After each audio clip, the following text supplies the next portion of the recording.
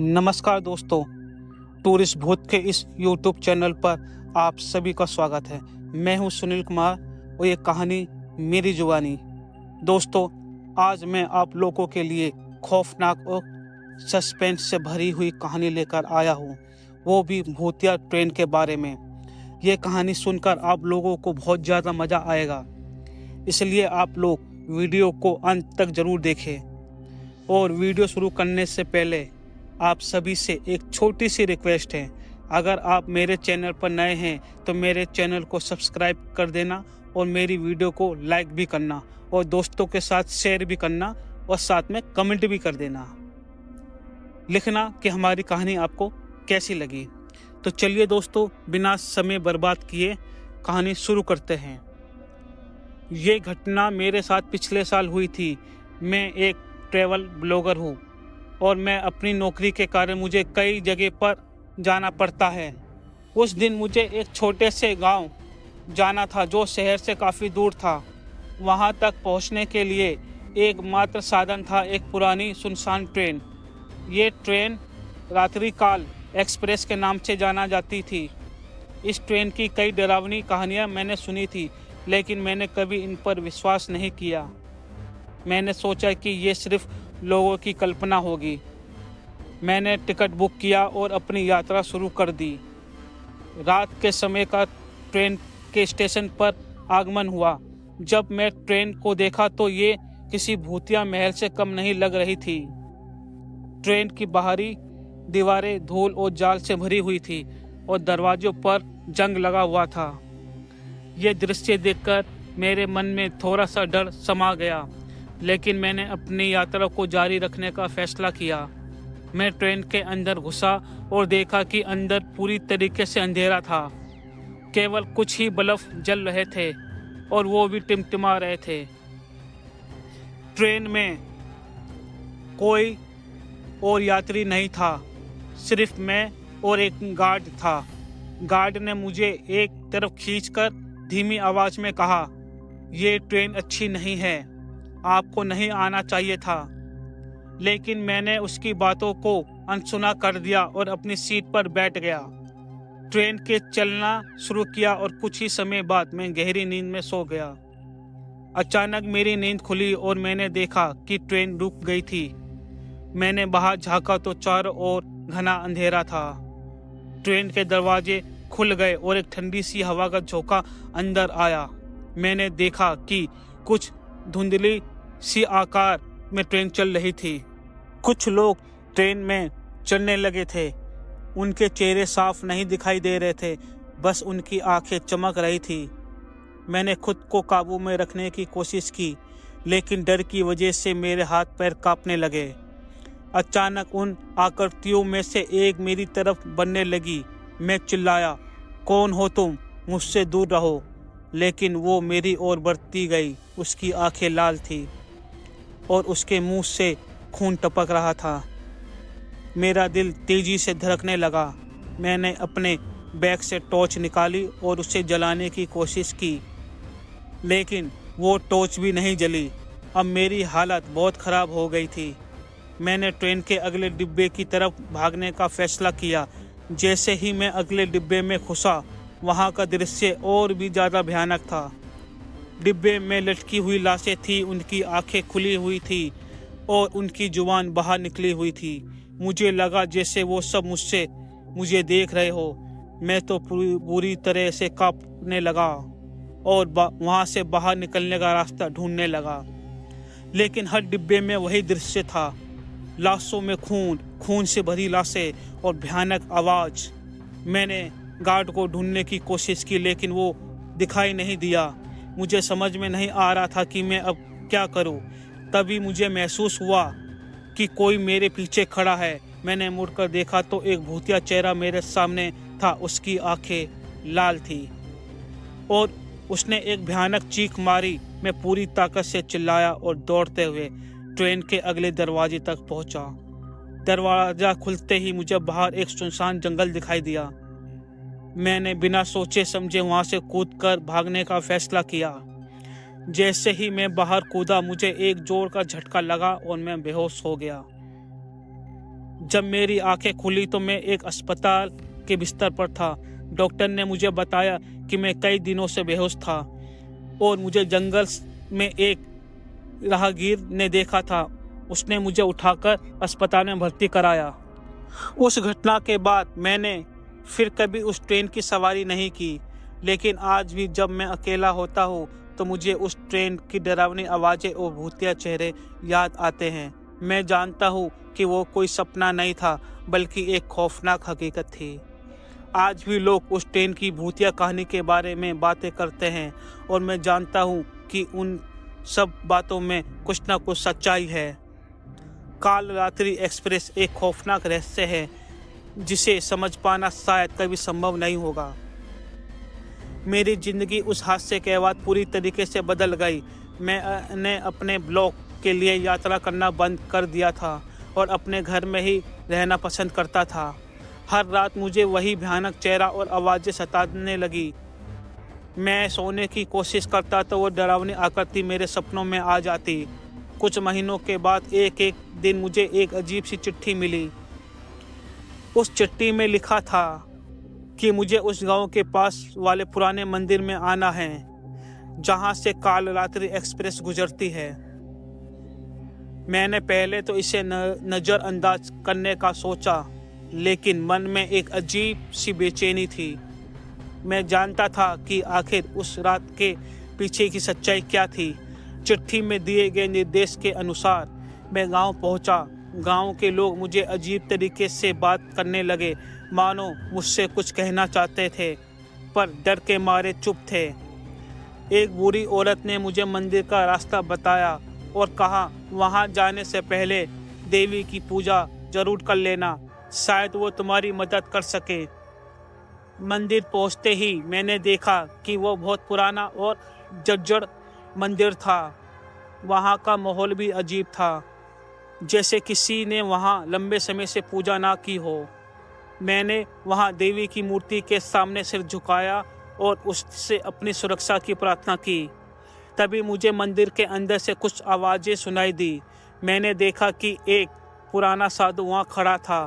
साधु ने मुझे बुलाया और कहा, मैं जानता हूँ कि तुम क्यों आए हो, काल रात्रि एक्सप्रेस के पीछे की सच्चाई जानने के लिए। मैंने उनसे पूछा, आपको कैसे पता? उन्होंने एक लंबी सांस ली और कहा, ये ट्रेन पहले एक आम ट्रेन थी, लेकिन एक भयानक हादसे में सैकड़ों लोग मर गए। उन लोगों की आत्माएं आज भी उस ट्रेन में फंसी हुई है। वो किसी तरह शांति नहीं पा रही है। उनको मुक्ति दिलानी होगी और हर यात्री को अपना दर्दनाक कहानी सुनाने की कोशिश करती है वो सारी आत्माएं। साधु ने मुझे एक पुरानी किताब दी और कहा, इस किताब में उन आत्माओं की कहानी लिखी है। इसे पढ़ने से तुम्हें समझ आएगा कि उन आत्माओं को शांति कैसे मिलेगी और हमें क्या करना होगा। मैंने किताब को खोला और पढ़ना शुरू किया। हर पन्ना एक नई कहानी कह रहा था। कैसे लोग उस ट्रेन के सफ़र करते हुए मर गए, कैसे उनके परिवार ने उन्हें खो दिया और कैसे उनकी आत्मा आज भी उस ट्रेन में भटक रही थी। किताब के अंत में एक लिखा था कि इन आत्माओं को शांति देने के लिए एक विशेष अनुष्ठान करना होगा। मैंने साधु से पूछा, ये कैसा अनुष्ठान है? उन्होंने बताया कि मुझे उस ट्रेन में फिर से जाना होगा, लेकिन इस बार मुझे देवी का आशीर्वाद और कुछ पवित्र वस्त्र अपने साथ ले जाना होगा। मेरे मन में तो डर तो था, लेकिन मैंने हिम्मत जुटाई और उस अनुष्ठान के लिए तैयार हो गया। अगले दिन रात को मैं फिर से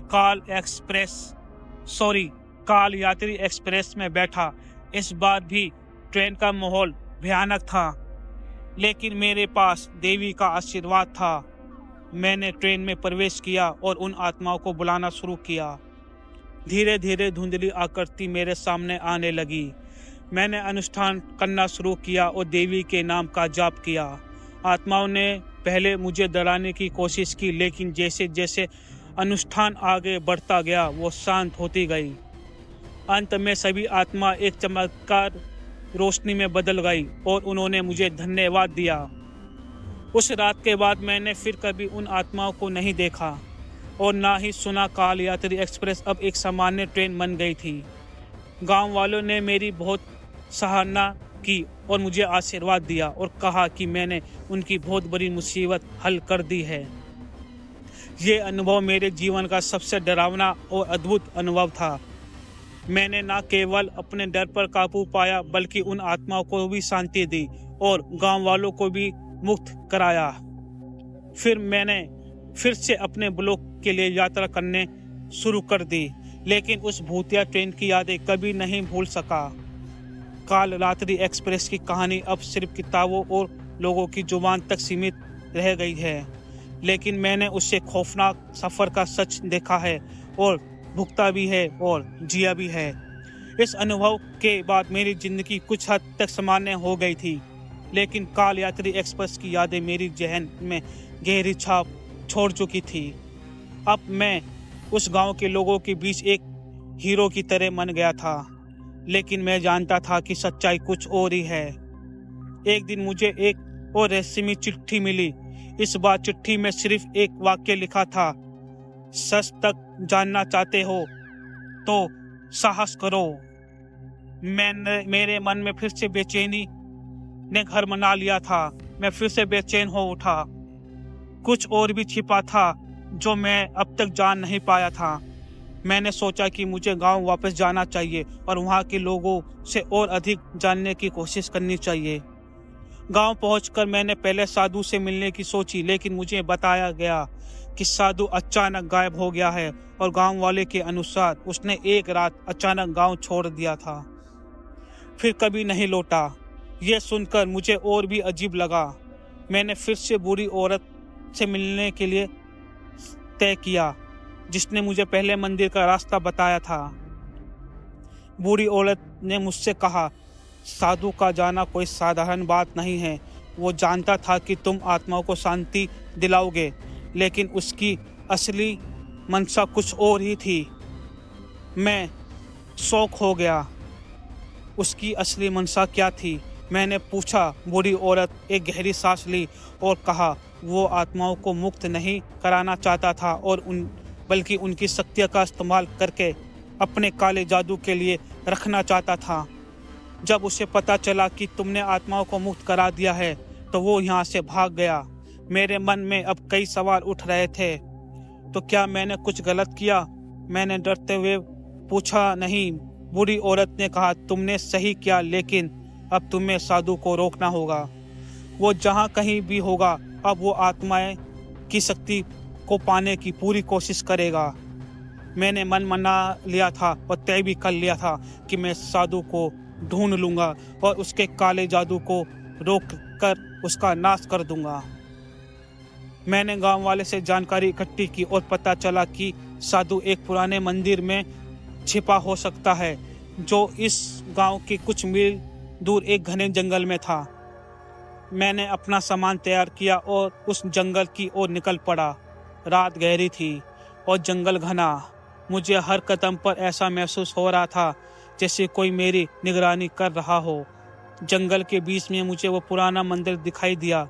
यह मंदिर भी उतना ही भयानक था जितना कि पहले वाला मंदिर। अंदर घुसते ही मुझे वो साधु दिखाई दिया।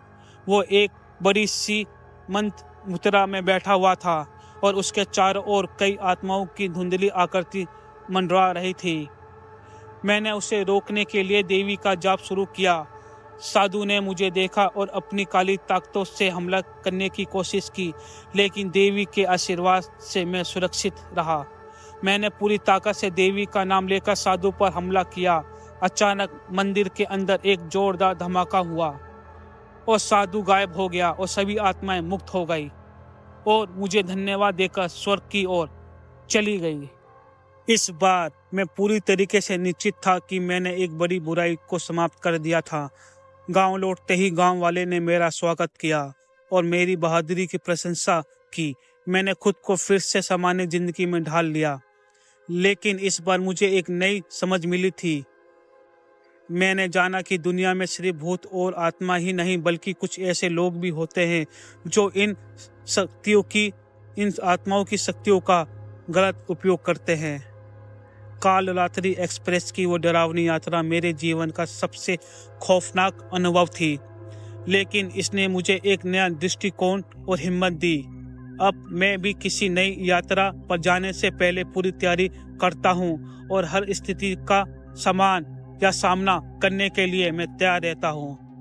काल रात्रि एक्सप्रेस की कहानी अब सिर्फ एक याद बनकर रह गई, लेकिन उसने मुझे जिंदगी की असली चुनौती का सामना करने की शक्ति दी और मैं अब जानता हूँ कि किसी भी खौफनाक सफर का अंत सिर्फ साहस और विश्वास से ही किया जा सकता है।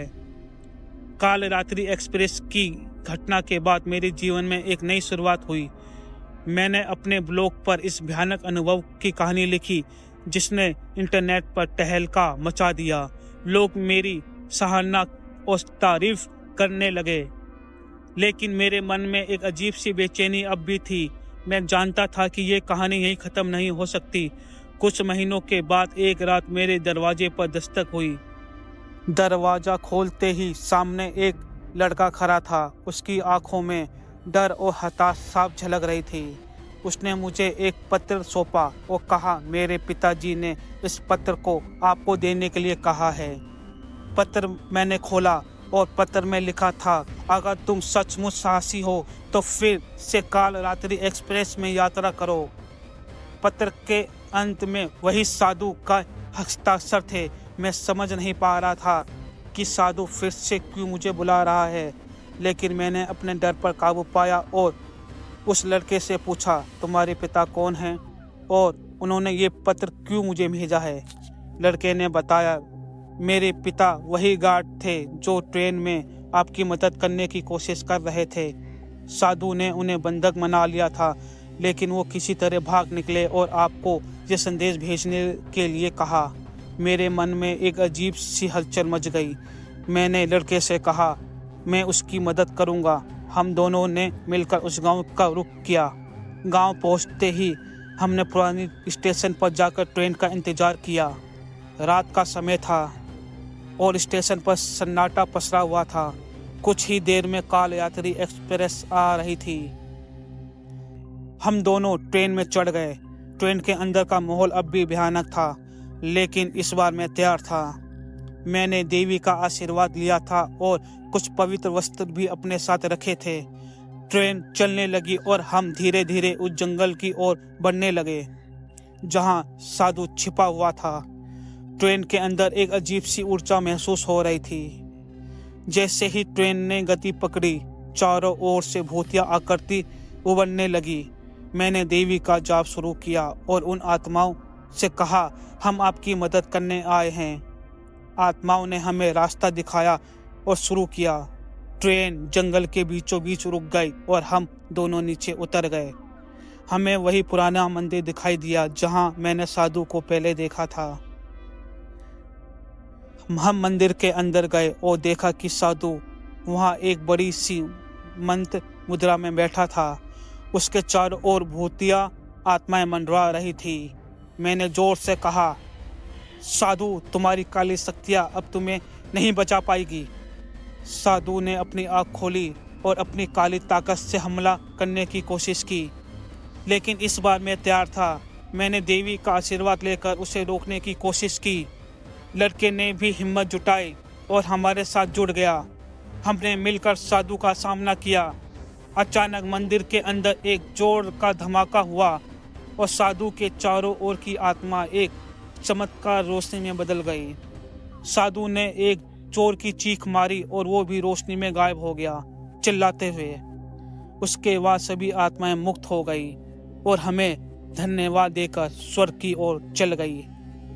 लड़का के पिता भी उस रोशनी में प्रकट हुए और उन्होंने अपने बेटे को गले लगाया और ये दृश्य देखकर मेरी आंखों में आंसू आ गए। हम वापस गांव लौटे जहां लोगों ने हमारा स्वागत किया और हमारी बहादुरी की सराहना की।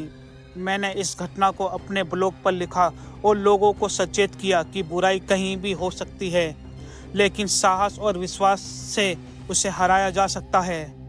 काल रात्रि एक्सप्रेस की कहानी अब सिर्फ एक याद बनकर रह गई है, लेकिन इसने मुझे जिंदगी की असली चुनौती का सामना करने की शक्ति दी और अब मैं जानता हूँ कि किसी भी खौफनाक सफ़र का अंत सिर्फ साहस और विश्वास से ही किया जा सकता है। कुछ समय के बाद मैंने अपनी यात्रा जारी रखी और दुनिया के विभिन्न कोनों में जाकर अपने अनुभव साझा किए। काल रात्रि एक्सप्रेस की घटना ने मुझे न केवल लड़ने की ताकत दी बल्कि दूसरों की मदद करने का जज्बा भी दिया, हौसला भी दिया। और अब मैं जानता हूँ कि असली बहादुरी क्या होती है और इससे दूसरों की कैसे मदद कर सकते हैं। ये कहानी यहीं ख़त्म नहीं होती, क्योंकि जीवन एक अंतहीन सफ़र है और इस सफ़र से हम सभी को अपने अपने खौफनाक अनुभव से गुजरना होता है। लेकिन असली हीरो वही होता है जो अपने डर का सामना करते हुए आगे बढ़ते रहे। अगर आपको ये कहानी पसंद आई हो तो हमारे इस वीडियो को एक लाइक करना और इस कहानी से आपको क्या शिक्षा मिली ये कमेंट में ज़रूर बताइएगा। तो आज की कहानी में बस इतना ही। Tata, bye bye, sayonara, good night.